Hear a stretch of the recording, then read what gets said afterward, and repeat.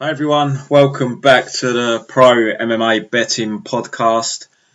Going to try and be back on a regular basis now. I've said that before. I was away last week, that's why I didn't put the pod out for 254. I really wanted to have a pod out for that show, but I was just away a week, so I just didn't have time to do it. So the aim is to get back to the regular weekly podcast. Quick recap, so members had a winning night, weekend just gone at 254.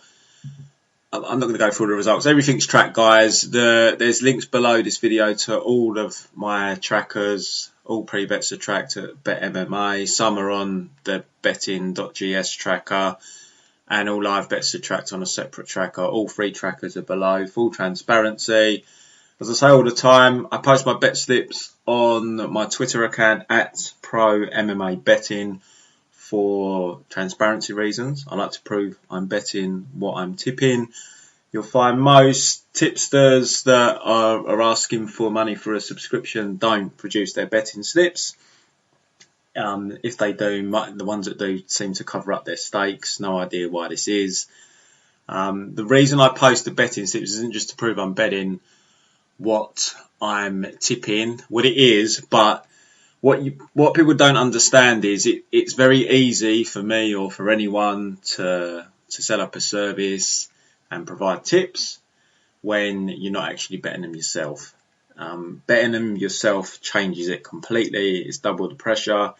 You've got your money on the line as well. And it makes you think through the bet you're tipping more. Because, as I say, it's just easy to throw 5 units on X fighter, throw 3 units on X fighter if you're not betting it yourself. It changes the mental aspects of it completely. So I like to prove I'm putting myself in the same shoes as my members. I like to show full transparency, and I like to throw up the bet slips. So bet slips are posted to prove I'm betting what I'm tipping. So give us a follow at Pro MMA Betting. Also throw up thoughts on shows coming up and so forth. So multiple reasons to give the account a follow. And if you'd like to sign up to the service, it's prommabetting.com. We've got around 160 members. We've got a great Discord community. Live betting tips are posted on the Discord community. The channel's frozen during fights, so no one can contribute. You can just see the tips thrown in by me. And during the week, there's plenty of fight chatter. Lots of guys discussing the fights, etc. So it's a good community to glean information, learn stuff about fighters. It's useful for me as well. I pick up stuff in there as well. You know, I like to take the approach of being an eternal white belt, always learning. I don't think I know it all. I'm always refining my craft, looking for new ways to look at things. You know, it's a constant learning curve for me as well as a bettor. Trying not to make the same mistakes again. You know, each show I always evaluate, look at what I could have improved. I try to be very reflective. So, you know, you can't be set in your ways in this game and think you're right. You've got to acknowledge when you've made mistakes. And I do with the guys. Like, we had the live betting tips on Saturday night. And it's very rare that I actually regret a live bet. But I tipped Cannonier a couple of minutes into round 1 because he was getting the low kicks off well. There wasn't much coming back from Rob.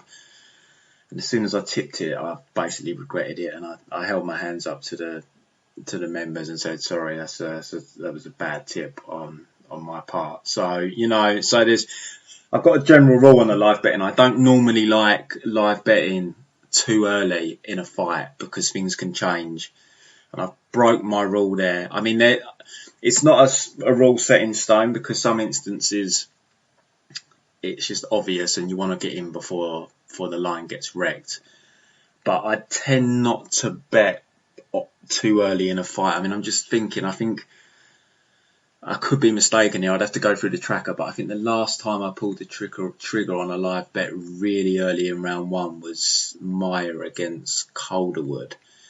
She was lighting her up on the feet, and as soon as I bet it and I tipped it, she ends up on her back, and I'm like, oh God, this is exactly why I don't like tipping too early. But she pulled the armbar out, so we got away with it. But generally, I like to kind of see how the first round goes. And sometimes you do miss out on a line, but then I'm hoping it kind of evens itself out. And from not jumping on lines too early, you kind of save money in the long term. But yeah, but I'm just giving you an example of how I'm trying to learn and keep evolving, and that's a general rule. And that one I definitely jumped too early, so that was a mistake on my behalf. So we've got this card coming up this week. We're back in Vegas, so we're back with a small cage. It's an important thing for bettors to remember. Quite a good card for betting. There's quite a few bets with members. We've got a 3-unit parlay that had 2 legs. 1 leg cashed at 254, and we've got the final leg coming up on this card, and there's numerous other bets as well. So if you want to sign up to the service, ProMMABetting.com. On the website, you'll see there's weekly, monthly, 6-monthly and yearly memberships available. 95% of my members, I'd say, are with me yearly. It's a long-term process, guys. You've got to take the peaks with the troughs. We can't win every show. I'm not trying to lull anyone in under false pretenses here. It's betting. If I won every show, I'd be a very, very rich man. We have losing events. The aim is to win long-term, and that's to profit over the year.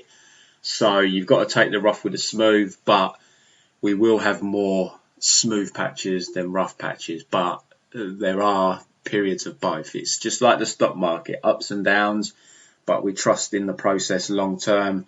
It's changed my life. I've paid off most of my mortgage thanks to betting on MMA. I have 0 debt. If you follow my Twitter as well, I'm really conscious about cash flow and how you should be living below your means if you want to be debt free. And if you want to have minimum outgoings, and if you want what we all want, which isn't ultimately money, it's actually time.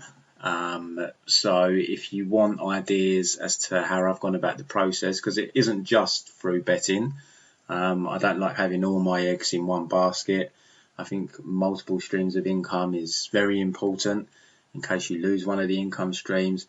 And just down paying your debt as quickly as possible. So give the Twitter a follow if you are interested in how to escape the 9 to 5 routine as quickly as possible, and how to keep your debt under control. I know I'm going off here on a completely different tangent, but it's something I believe very strongly in. We are in a society that has been lulled into buying into consumerism, trying to keep up with the Joneses. It's a very sad state of affairs, You see it every day. I see it with my own family, but it's just so difficult to get through to people. But if you do want to see a way of breaking the mould and escaping being stuck in that rut, some people, maybe they enjoy it. If you do, fair enough. But it wasn't for me. I didn't enjoy working for someone. I didn't enjoy going to work when I have to go to work.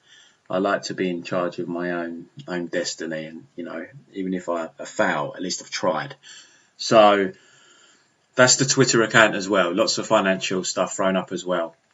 But the memberships are available on ProMMABetting.com. You get access to the pre-bets, you get access to the Discord community, and you get live betting tips as well. But all the packages are there on ProMMABetting.com. Any questions, feel free to DM me on Twitter or drop me an email, info@ProMMABetting.com. Let's jump onto this card. So as I said, first card back in Vegas for a while. I think we're going to be in Vegas now at the Apex until February. I think that's when they're intending to go back to Fight Island. So we're going to have the small cage for a while now. So very important consideration, guys, with regards to your bets, because it does affect the matchmaking here. And just a shout out to Gianni the Rat, Gianni the Greek gambler. The guy's doing appalling. As some of you may recall, he signed up covertly to my service, was using my tips, monitored it over a few months, 100% was using my tips. I've booted him, as some of you may recall, and his results have been absolutely terrible since. So Gianni, don't know how you got that role with ESPN and the UFC. I guess it's who you know, not what you know, definitely in your case. And I think you're heading for the scrap heap soon, son. But to be honest, I don't know if Dana really cares about the results. He just wants someone in front of the camera, looks good, sounds good. Maybe not looks good, but, can kind of talk the talk in front of the camera, give it all the waffle. I think that's all Dana cares about. They've been very clever going down the betting route and pushing that angle. Boxing is so far behind with stuff like this. And it's given the betting a big push, and then apparently they've got this app that they're going to be coming out of, a betting app where you're going to be able to bet on all sorts of things. I guess it's been delayed maybe due to the whole COVID situation, but They've been very smart with that, so they obviously wanted to push that angle. So I guess he doesn't really give a damn about Gianni's transparency and his actual betting results and his knowledge. But the guy's a scammer. He was exposed years ago for, I think it was NFL. The guy's just a scumbag. And it's a shame that he's gotten such a voice for the UFC. And people are obviously following his bets because he's on ESPN. Why wouldn't you believe a tipster that is working for the UFC that's on ESPN? You know, it's a shame. There's just zero integrity in the guy. He doesn't have a bloody clue. Doesn't know his ass from his elbow, but it is what it is. Anyway, rant over. Let's get into this card. So first fight in the card, Bantamweight. Miles John taking on Kevin Natividad. Natividad making his UFC debut here. 27 years of age. He's coming off a win in LFA against Kyle Estrada. Kyle's a decent regional fighter. Basically, Kevin's style, he's thickly set, similar build to Miles John's. He's got a 3-inch reach advantage here. He's basically a bit of a pocket boxer. That's where he excels. He throws with power, kind of stalks you, likes to be the one dictating the octagon. I wouldn't say he's not really a pressure fighter, but he likes to be the one that's dictating the action in the octagon. Can be a little bit low volume. And he's faced not Perez, but Estrada and Tom Nee, two pretty heavy kickers, which he did have some difficulties with because he, as I said, he's a pocket boxer, so he likes to get inside and land his hands. Kyle Estrada, he definitely got inside of because he put him away in the second round. So, you know, he's got some decent hands. They are powerful. He definitely has some whack behind him for a bantamweight. I went back as well and watched his fight with Erwin Rivera in combat. Good fight there with Erwin. The kid's got some skills. And a bit of an unknown is his wrestling defence. You can see it a little bit against Andrew Perez. But that's a bit of an unknown. And Miles Johns, that's probably where he's going to look to take this fight. But having said that, when you look at Miles Johns' fights, you know, against Yanez, he pushed the wrestling heavily. It was a 5-round fight they had, very close fight. Didn't really have much success with it though. Couldn't really get Yanez down. Got him down a couple of times, I think, but Yanez quickly popped back to his feet. Then he relied on the wrestling against Richie Santiago, a fight where he really slowed down. Apparently went in injured and couldn't do his normal conditioning routine. And Richie Santiago, not a good fighter.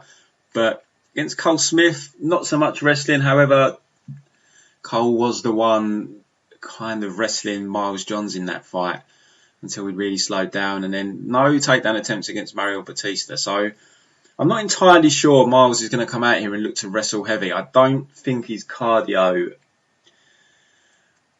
I don't know if his cardio holds up particularly well in a wrestle heavy approach. I mean, he didn't look too gassed against your knees, so maybe I'm looking too much into this Santiago fight.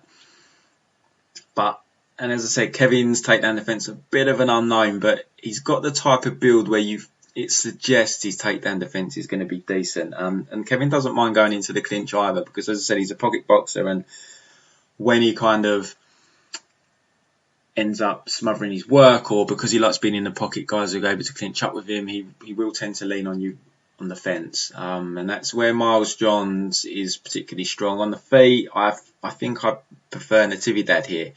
Johns, he can crack, but he's pretty wild on the feet. So I think if Natividad could keep this on the feet, this is a winnable fight for him. Not really sure what approach Johns is going to come in with. Will it be wrestle heavy? Will he look to mix things up? But, you know, from what I've seen from Miles Johns, I can see this fight mainly being contested on the feet. And I edge Natividad here. So I think he's a live dog. I don't know why people are still betting Miles Johns. Some money came in on Natividad, then it's come back in on Johns. A line at the minute. We've got Natividad plus 150. Some money's come in on Natividad in the last 24 hours. He was plus 165 yesterday. But there's no way I'd be betting Johns here as a favourite. Like he's a solid guy. He's at Fortis, but nothing really stands out for me. And his stand-up is lacking. I bet Batista as an underdog against him. And I've got to pick Natividad at these odds. I think it should be closer to a 50-50.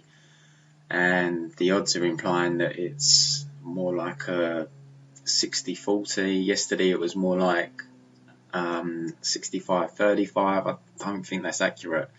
So I'm going to pick Natividad here to score the upset. And we're due a dog because I think all the favourites won on Saturday night, which is pretty rare. Next, Cortney Casey, Priscila Cachoeira.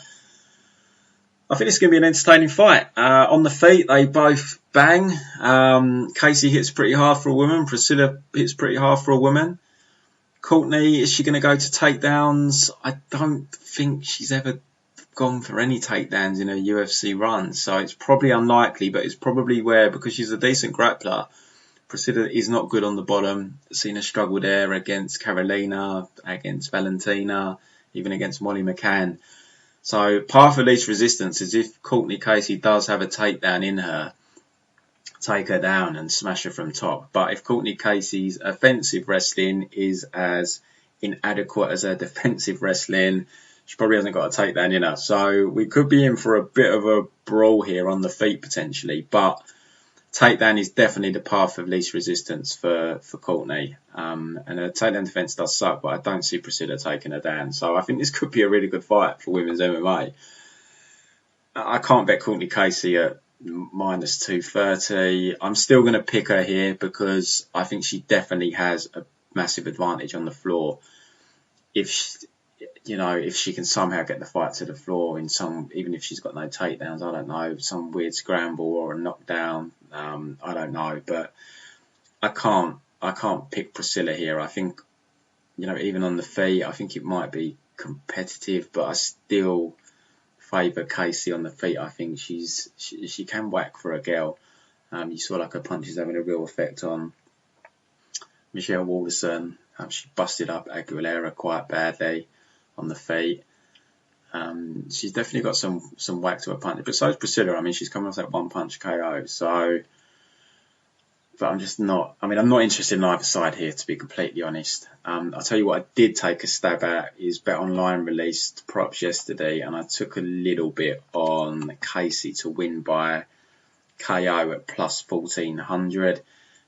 I don't think she knocks her out on the feet, but you never know, because I do think this could be a brawl. Priscila brawls, Casey will probably embrace it, so you never know. But more so, my thinking is if Casey does end up on top, she maybe compound her out. She did against Stanico, so, who knows. I think plus 1400 is a bit wide, so I took a little bit on that.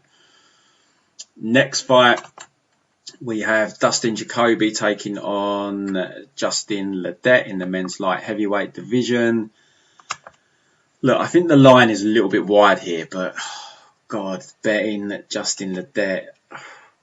I mean, look, he's plus 250, so I guess it's not like you're betting him as a favourite or at even money. I guess it would take away a little bit of the frustration if Ledet pulls a Ledet and just goes out there, lack of volume, lack of urgency, just throwing the jab, which is entirely possible. But Jacoby's got some good stand-up. He really concentrated on K1, fighting in glory the last 5 years. He's a good kickboxer. You can watch his fight with Kyle Robinson, beats him up. You watch his Contender Series fight against Ty Flores, mauls him for the first couple of rounds, but Flores was tough, survived, and Jacoby really slowed down in that third round. And besides the Cody East fight, which was in June 2019, so that Cody East fight was his first MMA fight for like 4.5 years. And he's had the Ty Flores fight, so he's not fought much MMA. It has all been kickboxing pretty much for the last 5 years. And then he fought Ty Flores just over a year later. So he's not had much MMA activity. Does train at a good gym. I think he's is he at Elevation or is he I think he's at Factory X. Trains at Factory X. Justin Ledet is probably unlikely to test the takedown defense. I know he did take down Godbeer and submitted him, but I think this is going to play out on the feet. don't think. I think the line is a bit wide. I've got to be honest. There's no way I'm using Dustin Jacoby as parlay fodder here. Ty Flores is not good, and even though he was dominating him, I didn't like the way he gassed out, and it just makes me wonder in an MMA fight, or is he going to fight a bit smarter here? I don't think it's going to be as one-sided as the Flores fight was for the first couple of rounds. Ledet has decent boxing, but it just lacks urgency. But he's durable as well, though. He's only been stopped by Johnny Walker, who got the really quick stoppage. He went the distance with Rakic. So it's a tough one for me. I don't really want to pick Ledet here because I can just see Jacoby outworking him, but I don't like the moneyline price. I do think if there's any value on this fight, it is more on the over 2.5 rounds. Jacoby, he's got dangerous stand-up, but as I said, Ledet is no mug on the feet. He's a decent boxer, and he's a durable guy. So I think at kind of plus 100, I think the over is a decent play here, over 2.5 rounds. So that is where my interest would be in this particular fight. I'm still gonna pick Jacoby just because of his volume, but I would be wary of putting Jacoby into parlays. And this card is a favourites card. There's not, in my opinion, many live dogs. A lot of people will be parlaying. I mean, people always parlay, but this card in particular, I can imagine there's probably a bit more action on the parlay side because of the juice. But he's not someone that I really want to put in a parlay, to be completely honest. So I would be more interested in the over there at plus 100. But I'll pick Jacoby. But I would not be surprised if this fight looks closer than the odds are implying. Next fight, we're on to the preliminary card on ESPN now. We've got Cole Williams taking on Jason Witt. Look, Jason Witt is very chinny. That's a big red flag for me. He's at the 6 occasions he's lost inside the distance, 4 by knockout, 4 by knockout, 2 by submission. He's coming off a bad knockout loss to Sato. He never got going just 4 months ago. You go and watch some of his fights before, like the Zach Busia, am I saying that correctly, fight. He gets staggered in that fight at one point. And there was also the fight with Mark Lemminger that I watched for tape purposes here, and he kind of gets staggered in that fight at one point as well. He done well to come back, to be honest. He had a rough second round. He came back and finished Mark in the third round. So I really don't like his durability. It's a big concern for me. He's well trained though, Jason Witt. He trains with James Krause. You can see he's well trained. He tries to cut angles with his stand up, but it's just all a little bit wishy washy though. And someone who's durable with some decent hand, you can just see they're going to put him away. He's probably got a winnable fight here though against Cole Williams. Cole hasn't been fighting regular at all. I think he's had, let's have a quick look. In the last 5 years, he's had like 4 fights, very irregular.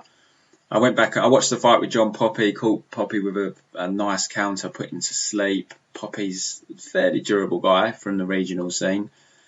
Then he had a bit of a lackluster fight with Charlie Brown where he won a decision, and he made his UFC debut on very short notice, over a year ago now, got subbed by Claudio Silva early on. What I will say about Cole is you can't really tell from tape what his takedown defence is like. I know Claudio Silva dragged him down to the mat early on, but, kind of stepping down a level here against Jason Witt.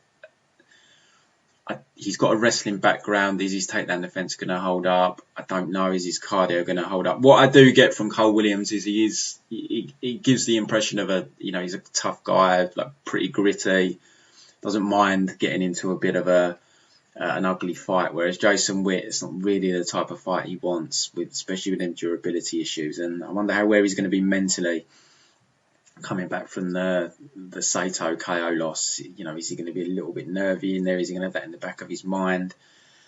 And Cole Williams can crack. As I said, you've got the John Poppy fight where he put him away. The John Kennedy fight before that is a TKO, but that was from Mount. John Kennedy just completely overmatched. And he did land some solid right hands on Claudio Silva before he got taken down. And you do just wonder with Jason Witt and his chin if he eats some solid shots. I know a few guys that are on Witt, they managed to get him when he was an underdog or ever so slight favourite. When I did tape, the price was kind of where it is now, minus 140. And I did think about taking Witt and hedging with Williams KO, but I didn't want to get too cute. So I ended up just yesterday taking a small stab on Williams KO plus 600. I'm not, tiny play. I'm not going to regret that. Witt is chinny, plus 600 to find out if his chin can hold up. I don't mind. It's a very small bet, only like 0.1 unit for me. I don't mind finding out if at that price, if his chin holds up. I mean, I do kind of favour Witt. He is the better fighter. He is the better trained fighter. He's more well schooled. He's been fighting more regular. He's younger. If he didn't have durability issues, I'd bet him here at minus 140. I wouldn't have a second thought about it. I'd probably go a couple of units, to be completely honest, because, as I say, I think he's the better fighter, but he isn't durable. And in MMA, and we're in the small cage here as well, it's risky business if you don't want to be hit and you don't like being hit. You're coming back off a KO loss only 4 months ago, so I'm going to pick Cole Williams. I've got the small bet on the KO. I don't really see. I mean, the money line plus 120. It's not really high enough for me to risk it because, as I said, I don't know how serious Cole takes fighting. He's what did I say? He's full fight in 5 years. It's clearly not his main passion. He's turning up here. Like I said, he's gritty. He's going to come to fight. He's going to throw down. I'm hoping he's going to catch Witt early on. The longer the fight goes, the probably more it favours Witt, especially if Witt can get his takedowns going. But if the fight's on the feet, Cole Williams is in it because of that chin. But Witt is the better fighter, as I said, the more well-trained fighter. But I'm gonna go with Cole here because I've got the KO bet on him. But I do expect Witt to win. But I'm just not seeing any value on Witt's money line with the durability issues. But equally, I'm not tempted to bet Cole Williams' money line. I'd rather just take a stab on the KO. Next fight on the card, we've got Sean Strickland, Jack Marshman. So Sean Strickland coming back from a couple of years off. He had a bad motorcycle accident. He was unconscious for I think about 3 minutes or so. Not really sure what other injuries he had, why he's been out for so long. But he's back here. He's back up at middleweight. His career pre-UFC was at middleweight. First couple of UFC fights were at middleweight. Then he moved down to welterweight. I mean, from looking at his Instagram, it looks a bit like a Tom Bryce situation in that I don't know how he was making welterweight. The guy looks huge. So I'm not worried about the move to middleweight. It's probably the right move for him. Jack Marshman, anyway, he's kind of caught between welterweight and middleweight. He's tried to make welterweight before, and you look at the guy's frame. He's not a proper middleweight. So there's definitely going to be no size disadvantage here, and I think you're going to find Sean Strickland's going to look big, and we're all going to be wondering, like Tom Bryce, how this guy ever made welterweight. But the concern is the layoff to Sean Strickland. 2 years out, it's never ideal, and it's, maybe if you've been honing your craft, it's not a problem, but he did have a serious motorcycle accident. Jack Marshman hasn't had a good run in the UFC. He should be 1-5. He didn't win that fight against John Phillips. He got a very generous decision there. Even the Ryan James fight, I think he won it. I think he won the first round. The second round was closer, but I think he edged it. But he did lose the third round. It's not a good look. He struggled with Jones's pressure there. But then you can go and look at like the Thiago Santos fight, and he was doing well against Thiago Santos until he got caught with that spinning wheel kick. So, he's not a complete mug on the feet. Carl Robertson was just too fast for him. He really struggled with the speed there. And Edmund Shabazian just took him down and subbed him. So did Antonio Carlos. So, there's a clear path to victory here for Strickland if he chooses to use it, which I just don't think he will. But take Marshman down and dominate him on the ground. Marshman's got absolutely nothing off of his back.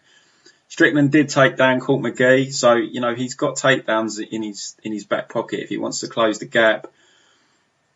put Marshman on the fence, hit a body lock takedown, and he nearly subbed McGee as well when McGee was trying to get back up. So there is an easy path here for Strickland, which is the path I think he should go with.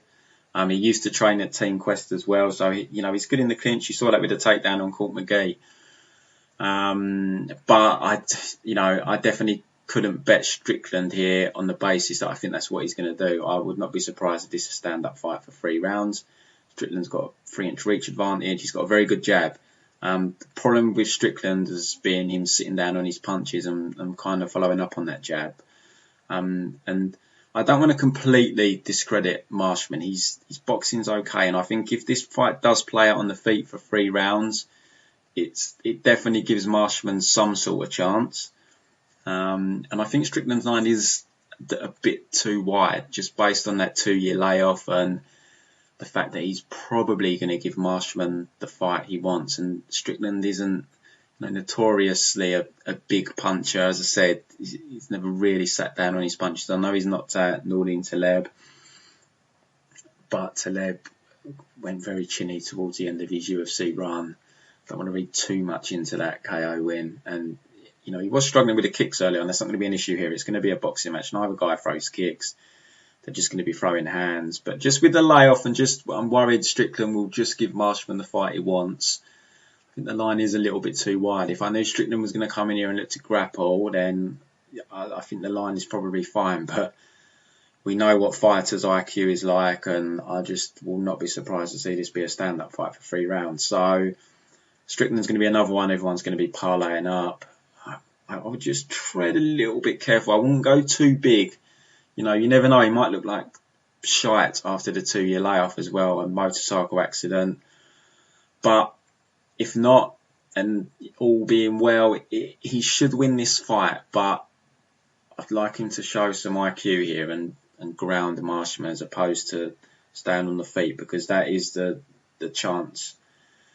Or you are giving Marshman a chance if you keep this on the feet. So, yeah, I wouldn't be parlaying Strickland up massively, in my opinion, at that price. He's like minus 300 now, even minus 320 actually.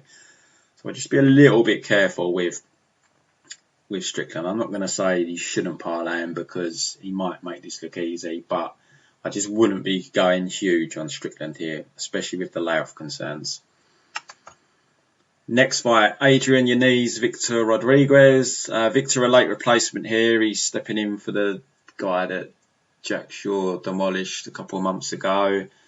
Adrian Yanez is a good prospect. I like him a lot. Doing tape, actually, I really would like to see him against Nathaniel Wood. I think that's a really good fight to make. Yanez, very good boxing, very good hands. He can be clipped. He is hittable because he likes coming into the pocket, but he's one of these fighters that's very relaxed in the pocket. When I say he sees what's coming, I don't know if he does because he gets hit, but he is relaxed in the pocket. He's got his eyes open. He doesn't mind firing his shots in the pocket. He's got fast hands. He's got good anti-wrestling. You see that in the Miles Johns fight when they fought over 5 rounds in LFA. Just a well-rounded guy and a good addition to the UFC. And you saw his hands and how effective they are on the Contender Series where he got that quick 30-second win. But yeah, I like this guy. I think he's got a good future as long as he's matched correctly and not thrown in at the deep end too quickly. He's only 26 years of age. You look at his losses, names you'll know, Miles Johns, which was a couple of years ago now, he was only like 24. Split decision, that could have gone either way. Domingo Pilate, a split decision as well, and that was getting on for almost 4 years ago now. So he's never been stopped, durable guy. Victor Rodriguez, he's got a 7-2 record. He had like a 4-year layoff from MMA. He came back in 2018. He's been fighting on the Alaska FC circuit. Most of you will probably know that the Alaska FC regional scene is very poor. The promotion has pretty low-level fighters. The last guy we saw from Alaska FC, if I recall correctly, I can't remember their names. He lost though. Didn't look good on tape. We got him he was a favourite actually in that fight. I can't remember his name. I bet the underdog there, and the underdog came through. It's just a weak circuit, and I mean, you can't take anything off of the fight against Caleb Miller. It's just completely overmatched. Took him down and mounted him, finished from mount. You know you're watching low-level stuff if someone's finishing a fight with punches from mount in 2020. His last fight 6 months ago is available against Jared Muradov. And yeah, he didn't look great in there. It was a bit of a war. Jared gassed very badly. No stand-up. Victor, he's a southpaw, but, decent low kick, but hands are just overhand. He's overhand KO or bust here. I think he's going to get lit up on the feet. Adrian's probably going to stop him unless he's extremely durable, which we don't know. But he has been knocked out 6 years ago, though. But yeah, I just think he's overmatched here, and Yanez is probably going to be a lot of people's favourite parlay fodder. I saw he was at minus 375 yesterday. He was minus 275 not so long ago.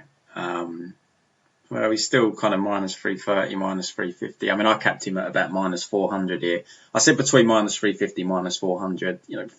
Few unknowns about Victor, but he looks overmatched here, and I'm pretty high on Yanez. So I think Yanez is going to get this job done. I took him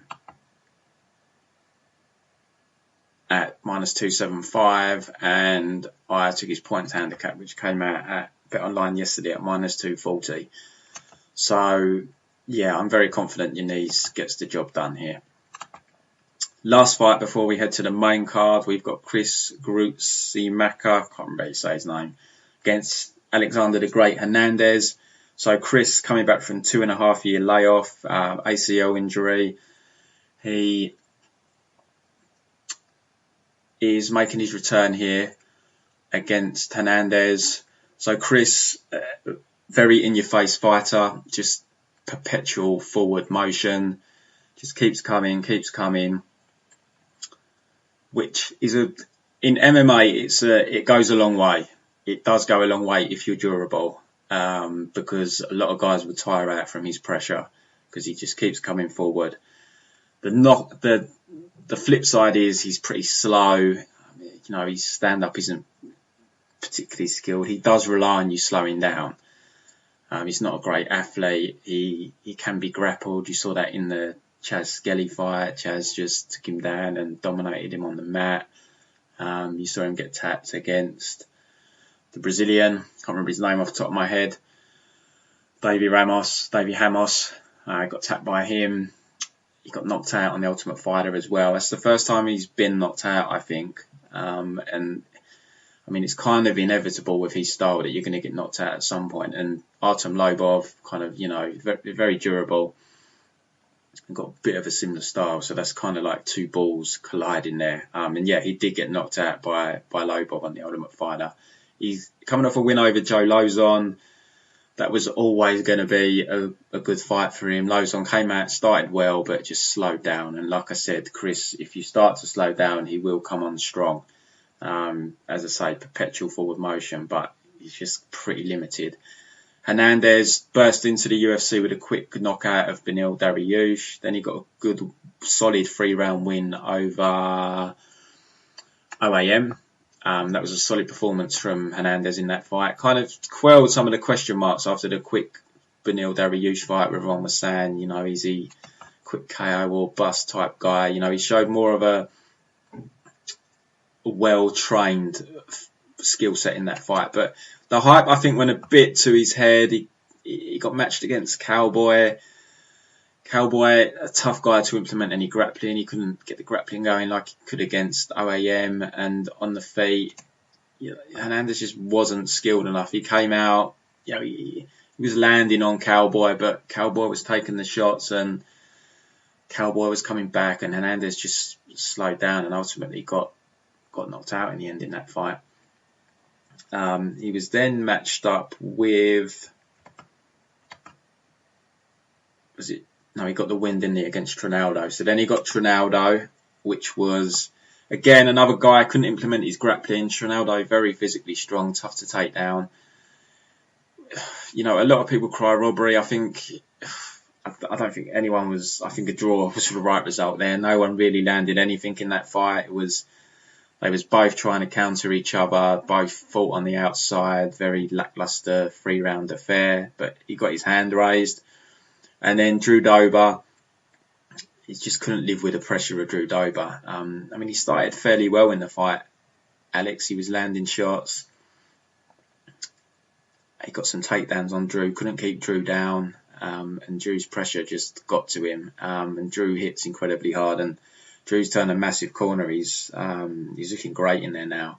Hernandez has made some changes. He's now training at Factory X, so that's good to see. I saw an interview where he was saying he just felt like he was lacking direction when he was in there fighting. So he's gone over to Factory X now, which have good fighters. They've got a good camp going on there, good vibe.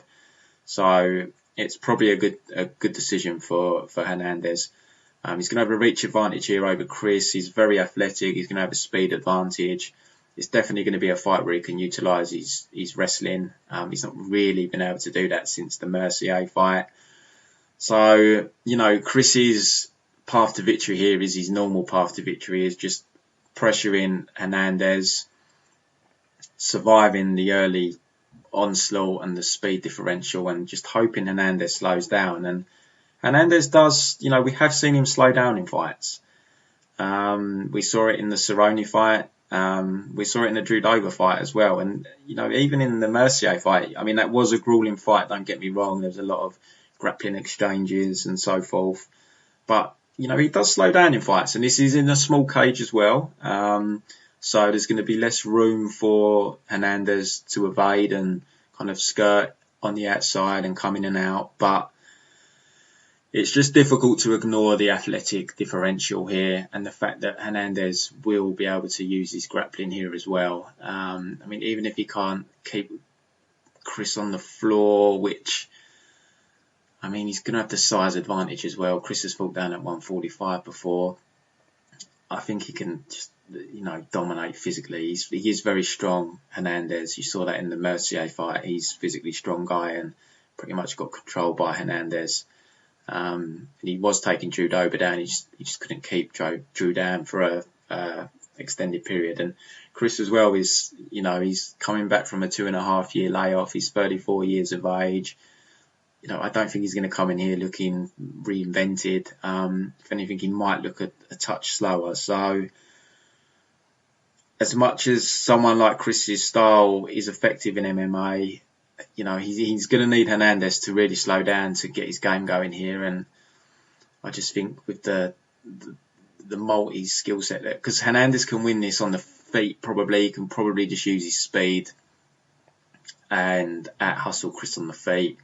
And then he's got the wrestling and grappling to fall back on as well. So, you know, I just think it's a tough fight for Chris here. I mean, Alex is getting bet up. He was at -250, -275. As I said, it's a parlay type card, so I'm not surprised that he's up at -350 now. But you've just got to be careful with Chris, that you don't go out and, you know, Hernandez needs to make sure he doesn't go out here, and if he kind of hurts Chris maybe in round one, he doesn't go all out for the kill here. Chris is the type of guy that'll survive, and if you punch yourself out and start to slow down, he's the type of guy that will start to sense it and get more confident, and he'll start to get his game going. But I just can't ignore the skill gap here, basically. So I'm going to go with Hernandez. There's no value really on the money line. The over is set at about -150.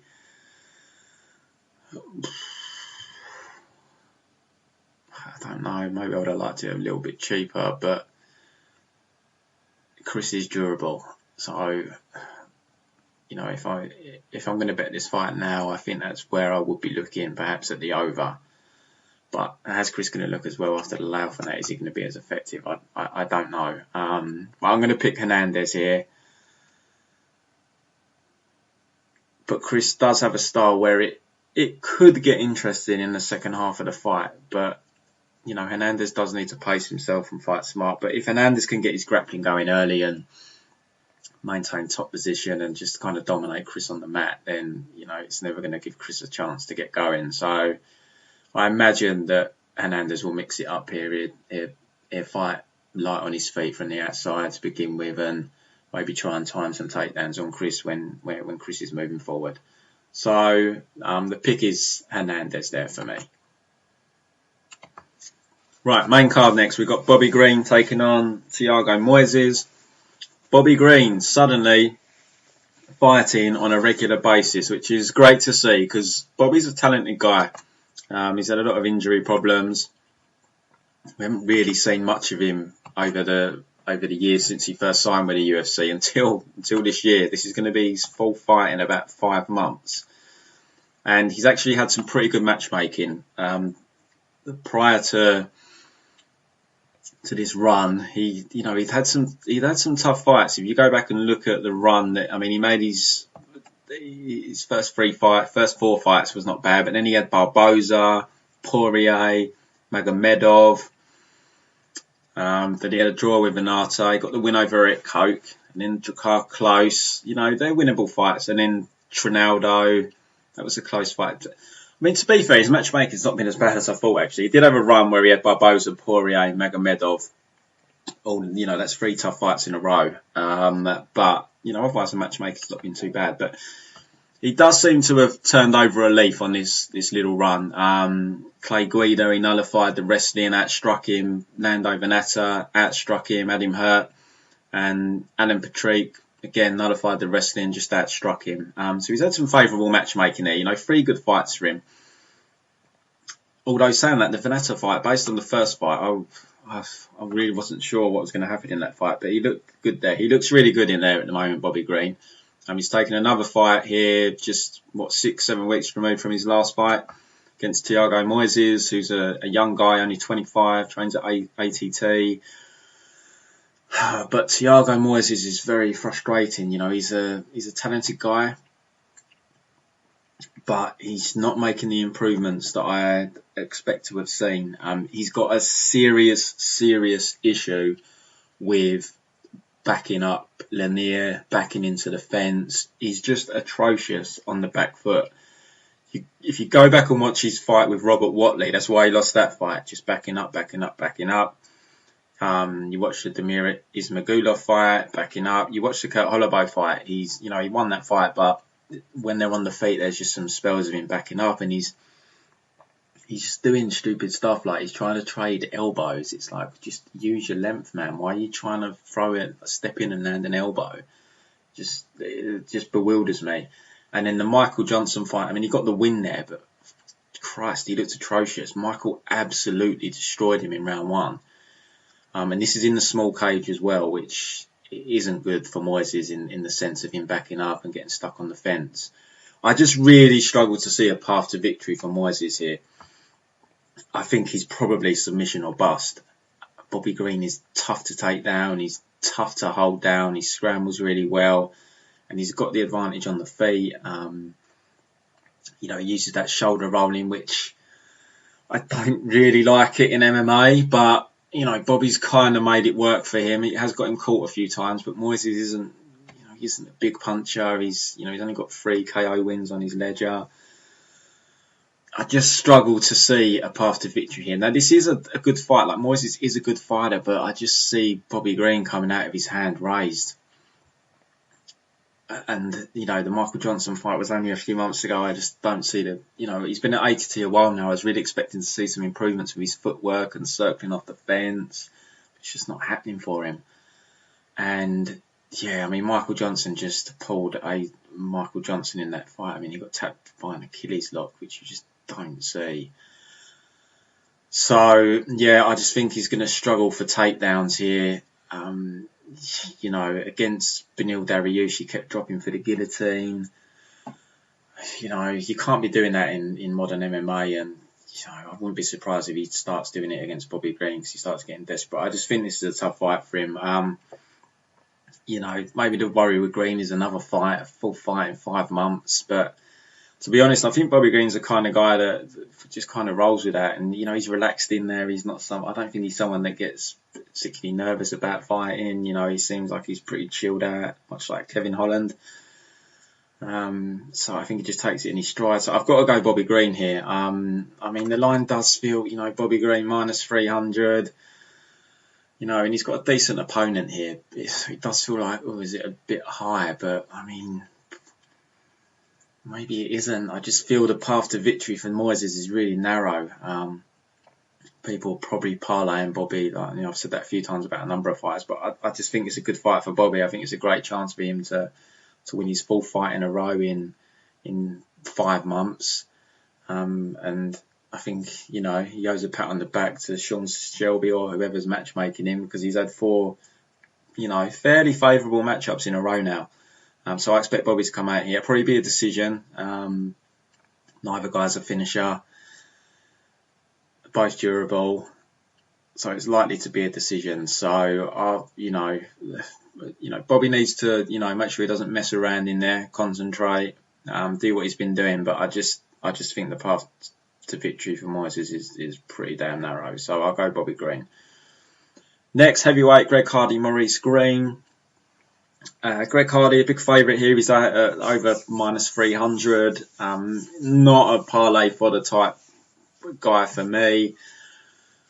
I didn't dig massively deep into this fight, but I did rewatch Hardy's last fight. I wasn't overly impressed with that performance against Castro. Castro hurt his leg early in round 2 that took away the leg kicks, and Castro then he just stopped throwing, just didn't do anything for the last couple of rounds. It was pretty bizarre, just kind of let Greg have his way. But, you can see Greg is still very raw. Just with some of the stuff he does, he's there to be countered. He was struggling with the leg kicks of Castro early on. His leg looked like it was on its way to being pretty badly damaged. You could see it was pretty red, but as I said, Castro just stopped throwing kicks when I think he had a leg kick checked, and it seemed to hurt his leg or his foot, and he just stopped throwing it after. Hardy, I think his power's a bit overrated. I don't think he's as big a puncher as we possibly thought he was when he first came into the UFC or into the Contender Series. He's not really been knocking people out in the UFC, but equally, it does seem like he's fairly durable, because he went 3 rounds with Volkov. He got picked off from the outside fairly easily by Volkov. And Hardy is new to MMA, so there's great athlete. There's a chance that he comes in here and there's a point where he just suddenly turned a big corner, because he's not been looking bad in there. And I do think he wins his fight. Let's be real. Maurice Greene was losing to Valente in his last fight. Valente I'm not buying that head and arm choke from the bottom was in. That was just, it looked like Valente just gassed out of his mind, punched himself out going for the finish. And Valente just quit out of exhaustion, I think. But Maurice Greene, he's at Jackson Wink now. He's relocated there. He's training there full time. He's got a decent kickboxing game here. He'll throw low kicks. I don't know how heavy his low kicks are compared to someone like Castro. Castro's legs are a lot thicker set. Greene is a lot lankier, so I don't know how effective his leg kicks will be on the Hardy. Hardy's very thick set in the legs as well. And Greene, where he has got the skinnier legs, he was having problems with Valente's leg kick, so it's definitely a path there for Greg Hardy. He was using the low kicks well against Castro, so I can see this being a kickboxing match. Greene's going to try and use his length, try and chip away with leg kicks and oblique kicks. That's what I see from Greene, but I feel Hardy can probably do more damage with the low kicks.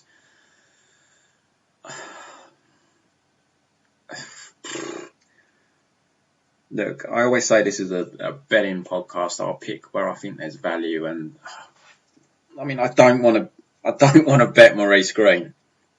I'm not betting Maurice. I can't bet someone that was losing to a pregnant Valente. But equally, I I can't bet Greg. Even, I know people have been doubling Hardy. I know people I chat to have, but I just don't feel the confidence there at over minus 300. I'm gonna pick Hardy, but it's definitely a no bet for me on either side.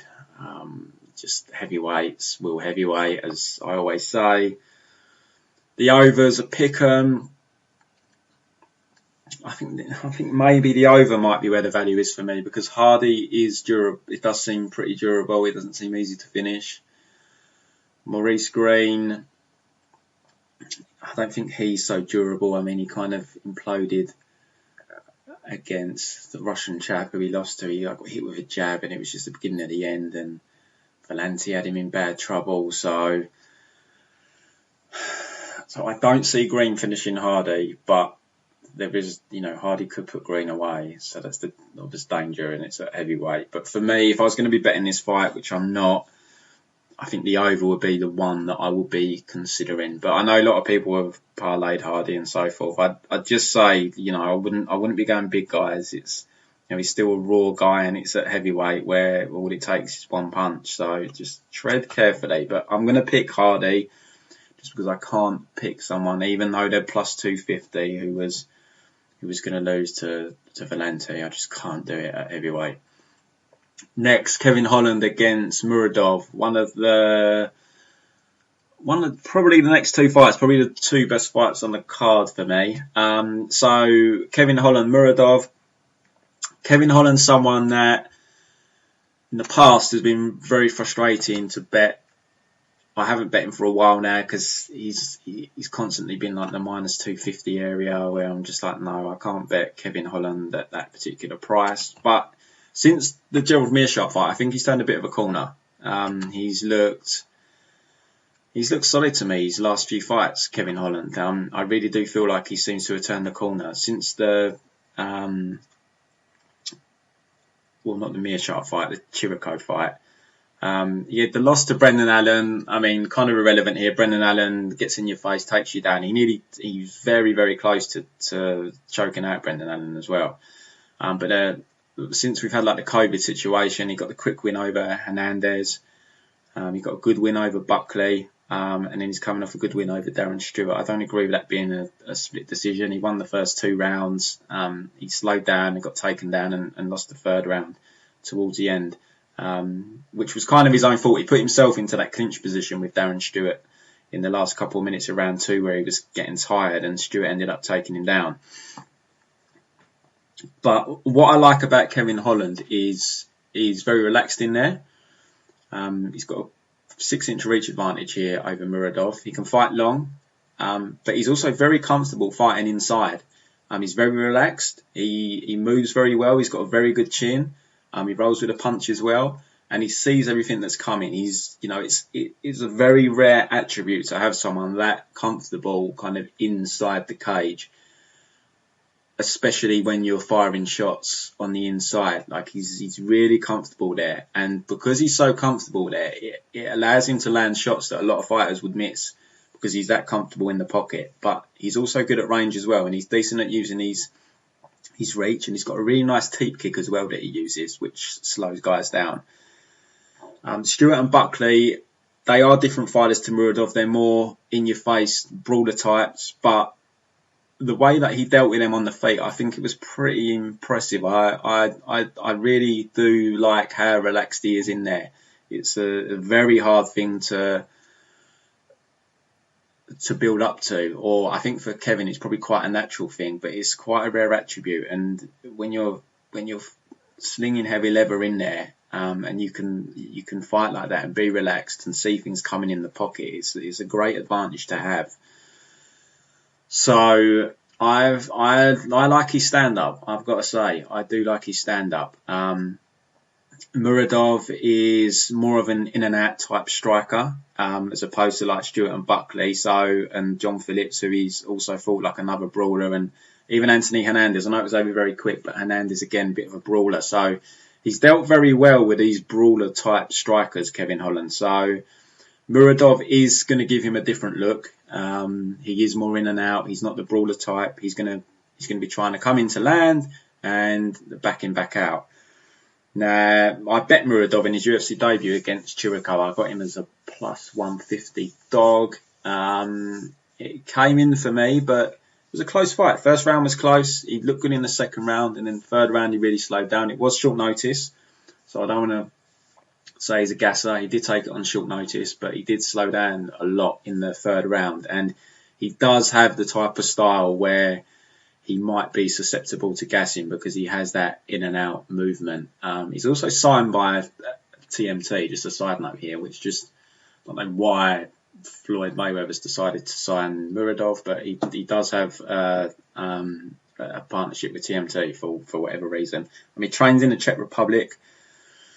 Regular listeners might know I'm not massive on Czech Republican MMA.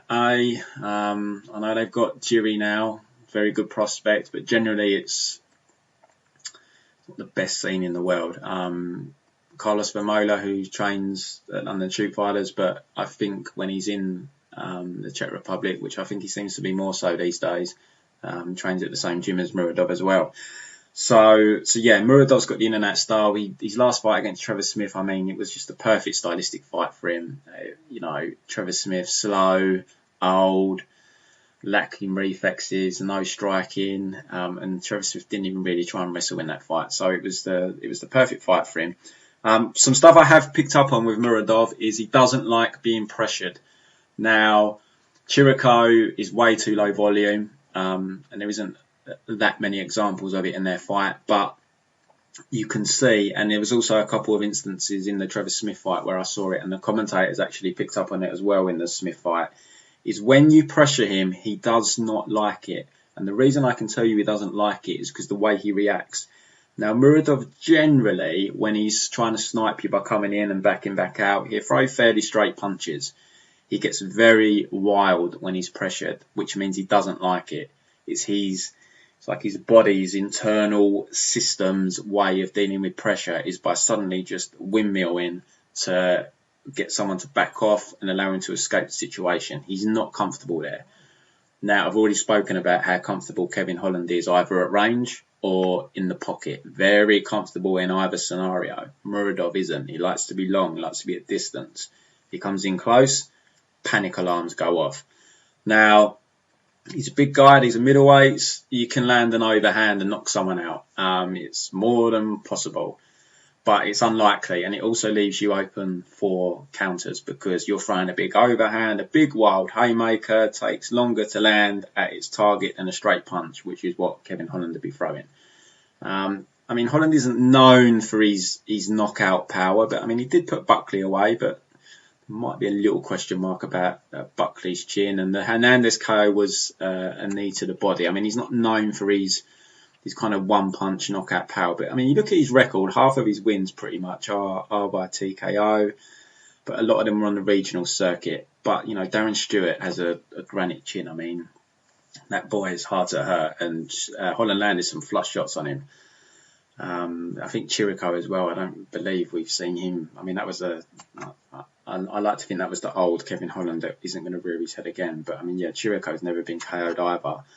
So, maybe I'm being a bit harsh. John Phillips, I don't know if Phillips has ever been KO'd. Let me have a quick look. I mean, I know he put Phillips away with a submission, but he landed some big shots on Phillips, hurt him to the body, in fact. Let me just have a look at Phillips' record. So Phillips has got 2 KO losses, but just looking at who they were against really early in his career. Well, one was against Frank Trigg with doctor stoppage, so that was a cut. And another one was a submission to punches, so that I assume that is probably from Mount. So in terms of on your feet, Phillips hasn't been knocked out. So maybe I'm being a bit harsh on Holland and his lack of power. He's fought durable guys. So maybe maybe he can crack harder than I'm giving him credit for. But Muradov, also the other thing to talk about with Muradov is the in and out style. Now, he's at a 6-inch reach disadvantage here. He's going to have to come inside to land on Holland. And what I noticed in the Chirico fight is he was getting caught coming in by, not off Chirico's just solo volume, but there was a fair few instances where he got caught good good shots from Jericho, solid shots. So I just think this is a tough fight, if I'm completely honest, for Muradov and his style. As long as Kevin doesn't piss around in there, takes it serious, fights like he has been lately, I just think this is a really tough fight stylistically for Muradov. He's got to come inside to touch Holland because he's at a reach disadvantage. Holland can fight inside well, he will throw. The thing with Holland as well, he's got such long arms. When you're so close to him, because he's got long arms, it's hard for him to get a punch off. But when you watch Holland, what you will see, what he does is he throws an elbow inside instead of the punch, because the elbow has to travel less. He's got really good elbows on the inside. He's got good punches from the outside where he uses length. I just think it's a tough fight. Muradov, can he get the grappling going? He's shown takedowns on the regional scene. He took Chirico down, I think, at the end of the first round, but Chirico popped back up. I just get the impression he's not the type that's going to be able to hold Kevin Holland down, even if he can hit a takedown. It's the small cage as well, which favours Kevin Holland here. Less room for Muradov to manoeuvre. So I like Kevin Holland. I took him at the minus 150. He's currently at... he's been bet back 5 times. He's back to minus 150. Pinnacle is minus 150. So some money's come in on Muradov overnight. Interesting. Wonder if that's going to go any lower, because to be honest, I might have to add if Kevin Holland ends up dropping, because I'm pretty confident in him here. I think this is a good stylistic matchup for him. I'm not overly high on Muradov. Like I said, I bet him against Chirico. And that's the other thing I've not touched on as well, is I know Kevin Holland has slowed down in fights. And as I said, Muradov, it was short notice, but he slowed down badly against Chirico. And Holland's going to be working that teep. That's going to suck his energy. He has that in and out movement. I think you're going to find he's going to have to use a lot more movement in this fight, because Holland will be mixing it up. He'll wait for Muradov to come in. I think he'll be on the front foot as well. So I wonder how Muradov's cardio will hold up in a high-paced fight. Holland's cardio against Buckley was fine, but against Stewart he did definitely slow down. So that is a slight concern there for Holland if he does slow down and Muradov doesn't. But he was still outstriking Stewart in the third round. It was just he got to a point where he was pretty tired, and he ended up initiating a clinch with Stewart and ended up on the bottom. But yeah, I like Holland here for all the reasons I've listed. I think it's a good fight for him stylistically, reach advantage, how comfortable he is in there in the pocket or fighting from range. So my pick is Kevin Holland, probably by decision. But like I said, he's fought really durable guys, and it's hard to know how durable Muradov is. Co-main event, Andre Fili taking on Bryce Mitchell. Look, I think you can make an argument either way here for either guy. Ultimately, I taped it yesterday. Ultimately, I thought long and hard about putting something on Fili, but I decided that I'd want plus 150 to bet him here. He's, without going too in depth on this fight, if you go back and watch some of his older fights, because his more recent fights you haven't really seen his takedown defense tested, but you go back and watch some of his older fights and he does get taken down off kicks. So I'd really want him to come in here with a no kick strategy. I did go look at the stats, and like against Bermudez, who's obviously a big wrestling threat, he did hardly throw any kicks. But generally they're a decent part of his arsenal. So I don't want to second guess fighters and assume he's not going to kick, and then he comes out and kicks when he probably is going to kick. But he can be taken down off kicks, so that's something to bear in mind. When he does end up on his back, and he can be taken down as well, his takedown defense isn't bulletproof. But the main concern for me is off of his back, he's just not great. He's not got the greatest get-up game in the world. I mean, I went back and watched his fight with Hakron Diaz, and he hit a couple of quick reversals, but Diaz was making some errors in that fight. Like, he was going to side control, which is something that's quite easy to escape from, something you shouldn't really go to in MMA. if you want to keep the fight on the floor, you're much better off standing half guard. But then there was other spells where he got held down by Diaz for extended periods, and even when Diaz was tired in like round 3, he got held down for quite a long period of round 3. I watched the Rodriguez fight, and he got grappled hard in round 1 against Uriah. And I mean, Rodriguez was in like side control, passing his guard quite easily, held him down for a good, I think, 3.5 minutes.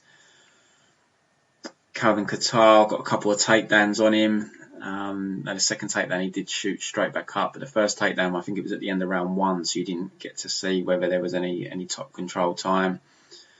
And then you go to like the Sadiq Youssef fight 2 fights ago, where I think he slipped throwing a kick or something. I can't remember now, but I mean, he got totally out grappled in. I think it was round 2 by Sadiq, in that, not only held down, but again, guard passed, side control. I think he had mount. It's, and he's facing a much better top positional grappler here. So I just worry that Bryce needs 2 takedowns and he wins this fight, basically. That's why I've wanted plus 150, because it might be as simple as that. On the flip side, I can see why people would be taking Fili. Bryce's gas tank is a bit of a question mark for me. I don't think there's any proof out there at the moment that it has improved. The Charles Rosa fight, it was fine, but it's all one-way traffic. It's completely different when it's a fight that's a bit of to in and fro in. You're both having success. You're both going back and forth. The Charles Rosa fight wasn't like that at all. The Bobby Moffett fight, he slowed down. Bobby let that fight slip away. He was going to win that fight, but he went for a DAS when he had top position instead of just maintaining top position. Bryce slipped out, got on top and nearly finished, and it was enough to sway the judges to give him the round. The Tyler Diamond fight, he gassed in that fight as well. Tyler Diamond pretty much dominated the second half of that fight. But he's got good wrestling. Tyler Diamond's a decorated wrestler, Division 1 wrestler, I believe, and I mean, he out-wrestled him, to be honest. But, well, for the first half of the fight, I'd say he was getting the better of the scrambles. But second half of the fight, as he slowed, he was losing the scrambles and he was getting taken down. But Bobby Moffett, he didn't get Bobby Moffett down. Bobby Moffett was the one that was taking him down. So one interesting angle here is if Fili does decide to go for takedowns himself, which I haven't really seen anyone discuss, because Fili's got a good double leg takedown. The only problem with going that route is if he ends up getting a takedown staffed and end up in a scramble and he ends up on the bottom, then it's like, oh, what are you doing? Just try and keep it standing. So, but, it's not a bad idea to mix things up, because Bryce's takedown defense isn't great. I know Tyler Diamond's a good wrestler, but Tyler was taking him down. Bobby Moffett was taking him down. He can be taken down, and he's you've got to be careful on your back. He had a decent triangle attempt against Tyler Diamond, and I think he had a decent triangle attempt against Bobby Moffett as well. So, and he does have them long arms, so you've got to be careful. But I think first and foremost, he should just be trying to keep his fight on the feet, Fili. Now, it is in a smaller cage, so that is going to favour Bryce. But Fili's got a nice reach advantage here. No kicks, just box. Just pump out that jab, keep that jab pumping. Fili's takedown defense isn't terrible. Like I said, he can be taken down. Charles Rosa gave them takedowns to Bryce. 2 were off low kicks, so just don't kick Fili. And the other one was off of just another thing to add to the list of things I do not understand why fighters do it when you're not Barboza or Dennis Silva, is a spinning back kick. It's just a complete waste of energy. How many spinning back kick finishes have there been in the UFC? I think there's like 4, 5. It just infuriates me that fighters that are obviously not good at it actually attempt it. Why would you do it? You expose your back, it leaves a takedown opening, you're wasting energy. It's like, oh my God, what is wrong with some of these guys? And yeah, Rosa attempted it in round 3, gave his back, body lock takedown for Bryce, easy peasy. So those takedowns were given to him by Rosa. Matt Sales, I think Matt Sales stepped in to throw something and he just ducked under and took Sales down. So Fili needs to, but Fili doesn't need to step forward. He's got a nice reach advantage here. If you're Fili, pump the jab. Don't step in. Just keep pumping the jab. Keep pumping the jab. Stay at range. Keep pumping the jab. Make sure you see those takedowns coming. And if you do end up getting shot on, at least you're going to be fairly close to the fence. It's a small cage, so in a way it does go against him, but at least then if he's on the fence, he can start fighting for his underhooks, utilising the whizzer, trying to get the underhooks, pummel in, rather than being in open space where he's definitely going to be more susceptible to taking down. So I think if I'm Fili, the plan is to try and just keep him on the end of my jab for 3 rounds. I know I mentioned at the start about going for takedowns himself, but I don't think he needs to go that route unless he just can't deal with the takedowns whatsoever. Then maybe plan B, right, let's take this fucker down rather than him taking us down first. But I think plan A should just be pump that jab. Do not step forward. Do not overextend on anything. Just keep pumping the jab. Keep pumping the jab. Throw at the chest. Throw at the chest. Put him off shooting. So there's a clear path to I'm going to pick Fili. I'm picking Fili here. I can, as I said at the start, I can see why he'd be on either side. To bet Fili though, I just don't trust his fight IQ. I just think he's going to come out, be throwing kicks, get taken down off of a kick, and then I'm just going to be sitting there absolutely spewing blood out of just frustration, and I just don't want to put myself through it. So I did take his points handicap at Bet Online. I mean, it's only 250 limits. But I took his points handicap at -115 because I'd be very surprised if Bryce comes out and just shuts Fili down 30-27 or subs him. I think it's going to be a close fight either way. But I'm going to pick Fili, but I'm basing that on some decent fight IQ. Him not throwing kicks, just pumping the jab, not stepping in, not overextending on anything, and you know what it's like in MMA, people. You can't trust fight IQ one iota. So, I see the angle both sides, albeit I don't really, there's no temptation for me to bet Bryce at the current line. So I'm going to go Fili. Main event, Anderson Silva taking on Uriah Hall. Full disclosure, based on the current line, I'm picking Anderson Silva. He's 45 years of age. Huge red flag. He might come out here and look absolutely awful, falling off a cliff overnight. It is more than possible at 45 years of age. His leg gave out against Cannonier in his last fight, so is his body starting to foul him? More than possible. This could look an atrocious pick. I'm fully aware of that. But I don't cap this fight as Anderson Silva being a plus 200 underdog. I think it's more 60-40 personally.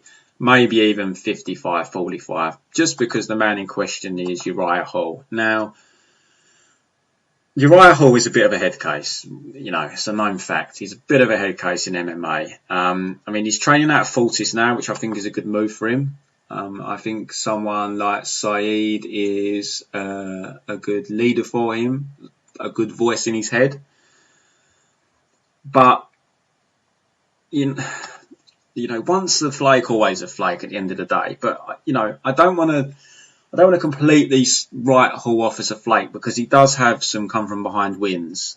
He came from behind to beat Jotko and Bevan Lewis. They were both come from behind wins, and even the first fight with Moisés come from behind win.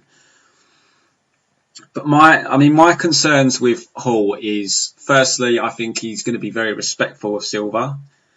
I really can see this being a bit of a low volume sparring tippy-tappy fight for 25 minutes. It would not shock me at all. I just have a feeling Uriah Hall's going to be very respectful of Anderson Silva. And I can just see a low volume affair here. And that's why I've gone for the plus 200 on the 45-year-old. The other thing with Hall is as well is he's got all the physical attributes in the world. He looks great. But, let's not forget, he beat Mousasi. Great victory, but he was being absolutely destroyed in the first round, and the second fight, put that to bed. It was a complete fluke, and he bowed in that second fight with Mousasi. He just quit on the floor.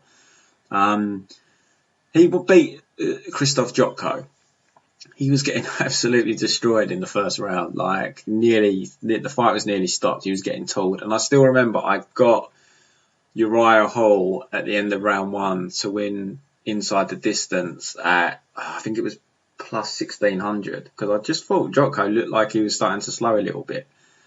And then he came and put Jotko away. Bevan Lewis, he was 2 rounds down, and then he comes out and knocks Bevan Lewis out in the 3rd round. So, you know, he's clearly got big power. He can come back from adversity. I know I've called him a flake, and there's a bit of a Jekyll and Hyde to him, I think. I think sometimes he's zoned in, sometimes he's not. You just don't know what one you're going to get. But, I mean, the concern for me is that he was losing to Jotko and Bevan Lewis so handedly. Like, it wasn't even like they were close fights up until then. He was just getting handled. And you go back, he lost to Rafael Natal. Now, I think I bet Hall in that fight. Haven't rewatched it, and I think it is a disputed decision, but it was a close fight either way. There was definitely it definitely wasn't some major robbery, and it was 5 years ago, but there's just tons of red flags with Uriah Hall that just get thrown up. And, he's 36, I just find it hard to believe that a guy is going to be coming into his prime and live up to all his promise at 36 years of age. I just don't really see it. But he has got a 45-year-old here. Anderson Silva's not, it's his retirement fight, and we know how that ends. There's very few fairy tale endings in MMA. The Jared Cannonier fight, he was just a bit, he started putting out a bit of volume towards the second half of the first round. But, I mean, he's always a slow starter, Silva. He likes to get his reads and that. But, he gave Izzy a decent fight. Let's not forget that. That fight was 1-1 going into round 3. And I had Izzy in to end a double for me there, and I was really concerned after the second round. But, was Izzy, giving him too much respect? Possibly, but this is part of my angle, where Hall is the type of guy to me that will be very respectful of Silva. And I can just imagine already, if they get to round 5, there being they really embrace each other at the start of the round and bow to one. I can just see it now, the amount of respect that Hall's going to have. And I might be completely off here, and he might come out and blow Silva away in round 1, and I look stupid. But I'm sticking with my Anderson Silva pick here. He got the win over Derek Brunson. I mean, geez, that's like 4 years ago nearly now. I know it's disputed. I know it's a disputed decision, but Brunson, if you give that fight to him, it was from the takedowns that he had. This is going to be a stand-up fight. And Daniel Cormier, he took on extremely short notice. I think it was like 4 days or something. And he did hurt Cormier in that fight. He went with a body kick.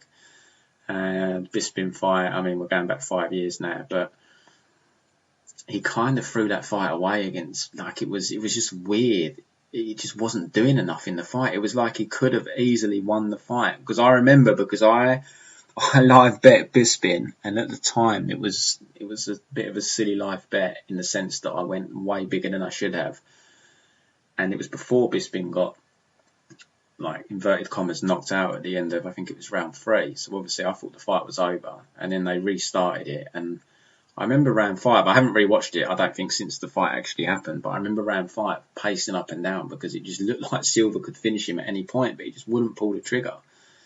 And obviously he got the win over Diaz that was overturned. So look, I completely get why people are probably going to think I'm crazy for picking Anderson Silva here, but I just don't think it's as black and white as the odds, and there's no way I'm betting Uriah Hall at minus 230. And, as I said, I mean, look, he might come out and he just starch Silva. Silva might just be completely past it. But if you look at Uriah Hall, I mean, the guy's record's 15-9. Come on, he loses fights. It's not like he goes out and just destroys people. I know he had a bunch of wins on the Ultimate Fighter, but, which would probably shore up his record somewhat, maybe 18 or 19-9. But, I mean, if I look at his record in the UFC, I'm just trying to think. I mean, Chris Lieben, he lost to John Howard. I think John Howard wrestled him, to be fair. I haven't seen that for years. But, I mean, every fight is trying to remember the Thiago Santos fight. It was obviously a stand-up fight. I can't remember if he won that fairly comfortable. I mean, that was the old Thiago Santos anyway. But I mean, if we move past, like, if we start from the Rafael Natal fight, besides the Bossi fight, whatever his name is, the what was his nickname? The War Angel or something. I mean, every fight has, you know, it's been quite. It's not like he's going out and just, you know, he's either coming back from adversity or he's losing. So I just can't get behind that on Hall. You know, maybe Fortis have helped him a lot, and you know, I bet against him against Shoeface, and you know, he done all, but Shoeface just really lacks striking, and you know, and that fight was, you know, could have gone either way, that one. But no, I'm sticking with Silva here at plus 200. I think there's a bit of value there personally. Like I said, I think it's more a 60-40 as opposed to I think that implies 67-33 if it's plus 200. So 60-40, maybe even 50-45 for me. So, you know, I expect Hall to probably nick it and win the fight, but I'm picking Silva based on where I feel there's a little bit of value, but there's a good chance he might come in and look 45 and then I'm screwed. But I'm picking Anderson Silva. So that's the picks for the event, guys. I'll be back next week to do the breakdown. As I said, ProMMABetting.com for the betting packages. Links below this video to all of our trackers with our full betting history. Twitter at ProMMABetting. Hope you all have a good week. Hope you cash some bets. There's also Bellator on Thursday. Bet Online have even been dropping the preliminary lines for Bellator the last couple of cards.